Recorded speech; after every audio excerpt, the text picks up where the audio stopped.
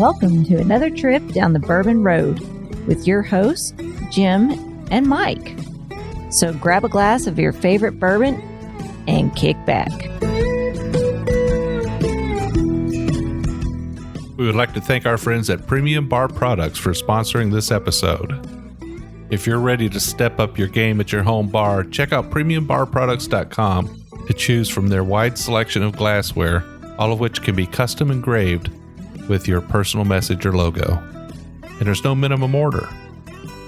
So after the episode, head over to PremiumBarProducts.com and check out everything they have to offer.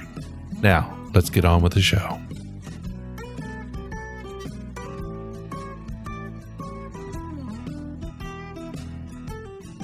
Hello, everybody. I'm Jim Shannon. And I'm Mike Hyatt. And this is the Bourbon Road. And today, Mike, we're doing a Craft Distillery Monday. And we've got a beautiful bottle here, Mike, from one of our very good friends. Yeah, Ashely Barnes. She actually called me up and said, hey, can you meet me? I got some couple bottles for you guys. Lucky 7. She's been working with them. They're at a Chicago land up there. And so they've recently released the Holiday Toast. It's a double oaked Kentucky straight bourbon whiskey finished in a toasted barrel. Now, they've got a number of expressions. They only have bourbons, though, right? At least for the moment. So far. So this one's actually designed for the holidays. It's 115 proof, and it's supposed to be a spice bomb, right? Yeah, it's supposed to be everything that's about Christmas. They got some pretty cool things about their bottle, though. Each one of their expressions on the front, it looks like an old movie ticket you would have got when you went to the movies. You remember these tickets, right, Jim? Oh, yeah. I surely do. So you get a ticket. On the back of that ticket, you can peel it off. You can scan it with your phone, and it'll take you to a short film that they created, the owners there. So John and Michael are two good friends through college, and they share a bunch of different passions, baseball, movies, and obviously bourbon. So why not interact with their clientele by producing those short films and then naming the whiskey after it? Now, they had Ashely, and Ashley's been on the show before, but they had Ashely Barnes come in and blend this for them. And is this a seasonal bourbon, Mike, or is this a one-off release, or is this something that they're going to have out from time to time? She's actually working on batch number 2 right now for this. So I think it is a limited release, but I can't tell if batch number 2 is going to have a different name. I think it's going to have the same name, the Holiday Toast. And hopefully she'll keep doing this every year for them. And she's actually the one that picked out the toasted barrels to finish this in. Now, I noticed they did say heavily toasted.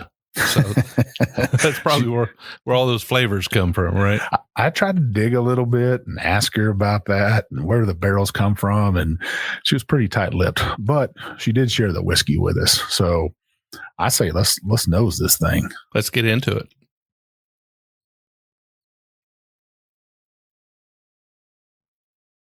Wow, that's got a really rich nose. A little bit of pow to it. I mean, it really gets you in the nose. It's got a good amount of cinnamon, I would say, on the nose.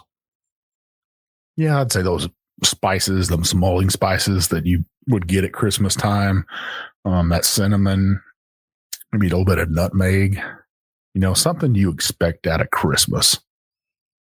It's got a bit of fruity aroma to it. It's almost like a spiced cider. Like an allspice or something, or? Yeah, well, you mentioned mulling spices, and I know when you have like a warm cider or something like that with those spices in it and cinnamon, I'm kind of getting that. Nutmeg could be. Definitely cinnamon, definitely kind of a fruity nose on it a little bit. I would go with maybe a spice cider. What about a little bit of ginger? Yeah, I could say that too. You know, those ginger snap cookies. You ever eat those? I have. Yeah. That's like one of my favorite cookies to eat with milk. Just dip it in milk and eat those ginger snaps. Vivian has to keep them away from me, but yeah, ginger snaps. That I guess gingerbread would be more Christmassy, but to me, ginger snaps, that's still kind of a Christmas cookie. They didn't talk at all about the age on this, right? No, she didn't divulge that either. Undisclosed mash bill on this, undisclosed age. And if I was to take a guess, I don't know. I wouldn't want to do that without tasting it first. It's got a nice dark color to it, though. Maybe that's that second barrel it went into. Yeah, I don't know exactly what heavily toasted means. That must be right up to the point where not charring, but just like really toasting those barrels, really getting those sugars to caramelize in them. All right, Mike, well, let's taste it. Cheers. Let's do it. Cheers.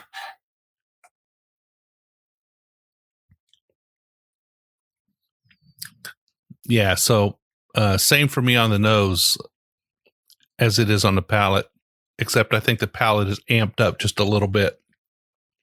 Still getting that really nice cinnamon spice, that warming holiday kind of spice out of it.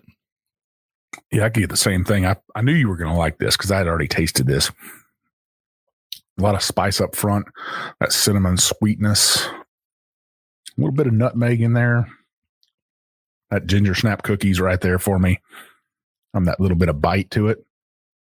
Getting a little bit of hug with it. Super beautiful expression, a little bit of caramel. Yeah, this is not a young bourbon. I would say in the 4-year range is where I'm going with it, 4, maybe 5-year-old. And then who knows how long they left it in that toasted barrel and what that did to it. But it's a holiday bourbon for sure. I did make it overly sweet. You know, it's not super desserty sweet like you get from like a double oaked. You know, it seems that this one has really picked up a little more spice than it has sweetness. It is sweet, but it's not super sweet. I wouldn't call it a dessert bourbon, would you? I wouldn't say a dessert bourbon. It would be I'd take this to a party and let everybody taste it. It's just a before dinner bourbon, I think. Just kind of get your evening started, warm you up a little bit, get you in that holiday spirit, laughing a little bit. Yeah, this is definitely a cold weather holiday cheer kind of spirit. I love the bottle. I love the bourbon. It's really good. I think that the profile of the nose and the palate really match. I think the spice carries through. I do get that ginger on the back that you were talking about a little bit. Kind of hangs around. I think the finish on this is medium to long because it just sort of sticks there. I am getting a little bit of hug. You said not so much for you, right? As it sets there a little bit, I might be getting a little bit, but not super deep. It's not like a high rye for me. I definitely think this is a rye. I couldn't imagine this being a wheater. Yeah, it's everything I think a Christmas bourbon should be. Nice and warm, 115 proof. Like I said, when I first drank this, I was like, man, Jim's going to like this. This is a great campfire bourbon too, I think. Heck, campfire bourbon, sitting in front of the fire bourbon. Heck, anything. Lighting candles for Christmas time bourbon. This is just a great bourbon. Ashely hasn't disappointed us yet. I'm always happy to taste anything she's working on. Obviously, she brought some lineage with her from Buffalo Trace and from Four Roses. Her and Monica Wolf are creating a great team. There's other great expressions out there that she's working on with other distilleries. So anytime I see that she has something, I want to try it out and see what kind of magic she's dealing with. So yeah, Jim, this does have a higher price point. It's from $90 to $100. You can find it in 24 states though, and in DC, and you can find it online at several different places. If you were looking to take a nice bottle of bourbon to a Christmas party or to gift a nice bottle, I think this is perfect for that. Like you said, it's a medium to long finish. I agree with you totally on that. Sticks around on the palate. I love that sweetness and that spice is just kind of lingering there, like you said, like a spiced tea. That ginger snap cookie there on the back of my tongue, it just calls for another pour, right? Yeah, and I'm amazed. You know, it's funny how playing with the barrel like they have and the blending, they were able to, get these different flavors to come out. They just have that total holiday feel to it. That's a true craft there. And I think Ashely's really done a great job with this one. Yeah, I would be happy. I'll tell you what, I ended up with the sample bottle this time, which is fine, but I may come back for a refill. I'd probably just give you this whole bottle, Jim. Heck. So, Jim, talking about the holidays. So Thursday is Thanksgiving, right? That's right. And a holiday tradition for us is usually to go cut a tree down that weekend after Thanksgiving and start decorating. What do you guys do? We don't go out and cut a tree down. I mean, we usually, So I think like a lot of people, we usually take that Thanksgiving holiday as a signal that now it's okay to start talking about Christmas.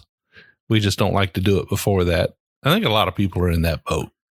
Yeah, that's how we are. Usually my daughter, she would live in Virginia with her mother, and we'd pick her up for Thanksgiving and stuff, or she would come in right after that, and we'd pick her up from the airport. One time I had to pick her up outside of Dayton, Ohio. We live up in Cincinnati, and I picked her up, and we're leaving the airport, and you kind of come off the off-ramp there out of Dayton, Ohio, and there's all these beautiful pine trees there. They all look like Christmas trees to me.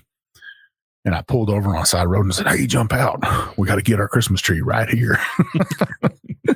She was like, "No, I'm not cutting one of those trees down." I was just messing with her. I didn't cut a tree down, but on the side of that way. It took me back to when I was a little kid and stuff, and we didn't have any money. And my mom would send me and my little brother out on the farm, and we would go cut a Christmas tree down. And it really wasn't a Christmas tree at the time. It was probably just a cedar tree, but that's all we could get. So it kind of took me back to that.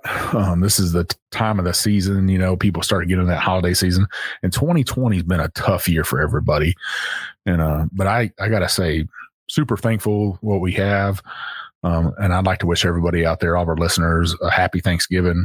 Thanks for supporting me and Jim and the Bourbon Road podcast. And I just got to say thank you, Jim, for, letting me be your co-host. I really appreciate it.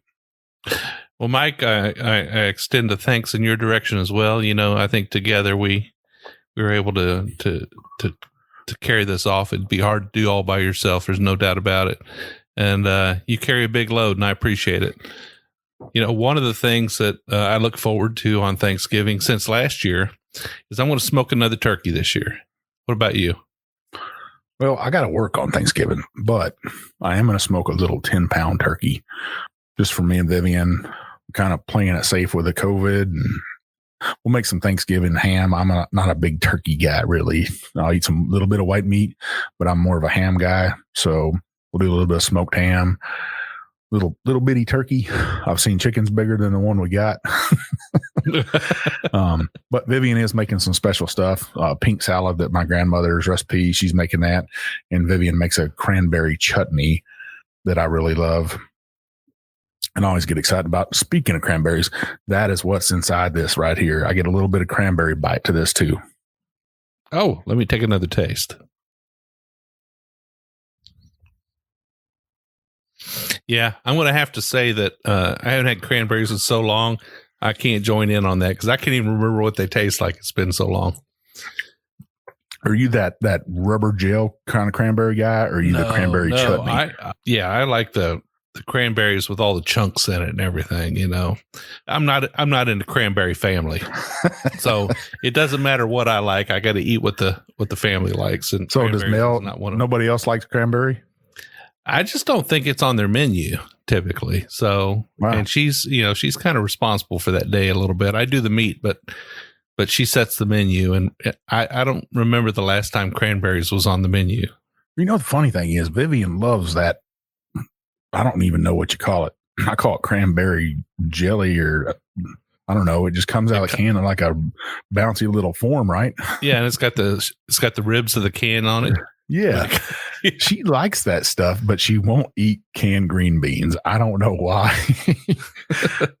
She likes that stuff, but she asked me the other day when I went to get some stuff, and she was like, "Did you get a can of that?" And I was like, "No, I did not." I got some cranberries though. So another great craft distillery. I'm glad to see some stuff on the shelves like this. I can't wait to have John and Michael on the show with us. They did send us 2 more bottles. So everybody look for that episode coming up. I think it'll be a great episode with these guys. The other 2 bourbons they sent us are supposed to be super spectacular, just like this one is. Like I said before, if Ashley's touched it, I'd like to call her a witchy woman. You know, she's got some magic in those fingers, right? And those taste buds of hers. So, Ashley, from us, thank you once again. Happy Thanksgiving. Thanks for giving me and Jim a chance to review this right here. It is definitely a special bottle. I love it. Yeah, it's really good. So shout out to our listeners. If you have an opportunity to pick up a bottle of Lucky 7, you know, it definitely is a holiday bottle. It's something that it's a little pricey. So, you know, if you've got a fellow roadie out there or somebody you want to share the cost of a bottle with, not a bad idea. But it's definitely worth tasting. It's really good, and I think it shows the true craft in blending, I think, and in barrel preparation as well. And Mike, as usual on Craft Distillery Mondays, we like to mention a recipe we have. And as you know, I was just out in Virginia, and Randy's wife Julie prepared some bourbon creme brulee French toast for us in the morning, and it has a bourbon whipped cream on it. That sounds like a fat man's dream right there. Oh my goodness. So yeah, so they actually make their own maple syrup there on the camp. And so we had some homemade maple syrup along with it, some French toast made with real French bread.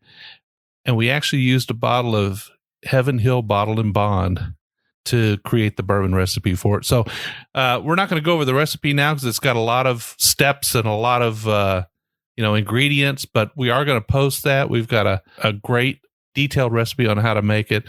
Absolutely to die for. So wonderful. And I'm going to make it here pretty soon. So listeners, you can look for that recipe on our Instagram and on our Facebook account on Thursday. That's when I'll post those recipes up with photos that Jim took. Perfect for the holidays, for breakfast. If you're waking up on Thanksgiving morning, look for that recipe. I'll have it posted up, as I said. If you want to make it that morning, hopefully some stores are still open. I'm sure you got bourbon in the shelf though.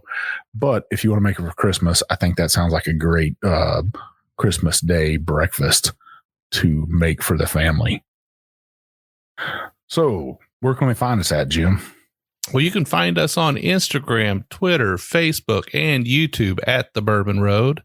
We're also on Facebook with a private Facebook group called The Bourbon Roadies. And on The Bourbon Roadies, Mike, we have about, is it still 1,200 users about? Yeah, we're 1,200 in our family in there. 3 questions you got to answer. Do you like bourbon? Are you 21? And do you agree to play nice? Because we don't tolerate no what, Jim? No rudeness. We want everybody to be good to each other. Lift each other up.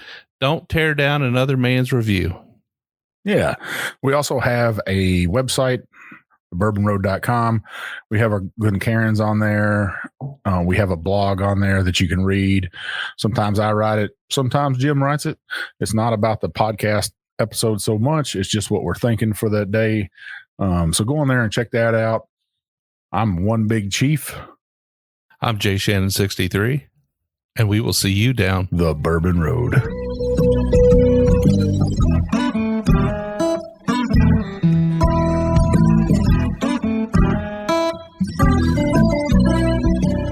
We do appreciate all of our listeners, and we'd like to thank you for taking time out of your day to hang out with us here on the Bourbon Road. We hope you enjoyed today's show, and if so, we would appreciate if you'd subscribe and rate us a 5-star with a review on iTunes. Make sure you follow us on Facebook, Twitter, and Instagram at The Bourbon Road. That way you'll be kept in the loop on all the Bourbon Road happenings. You can also visit our website at thebourbonroad.com to read our blog, listen to the show, or reach out to us directly. We always welcome comments or suggestions, and if you have an idea for a particular guest or topic, be sure to let us know. And again, thanks for hanging out with us.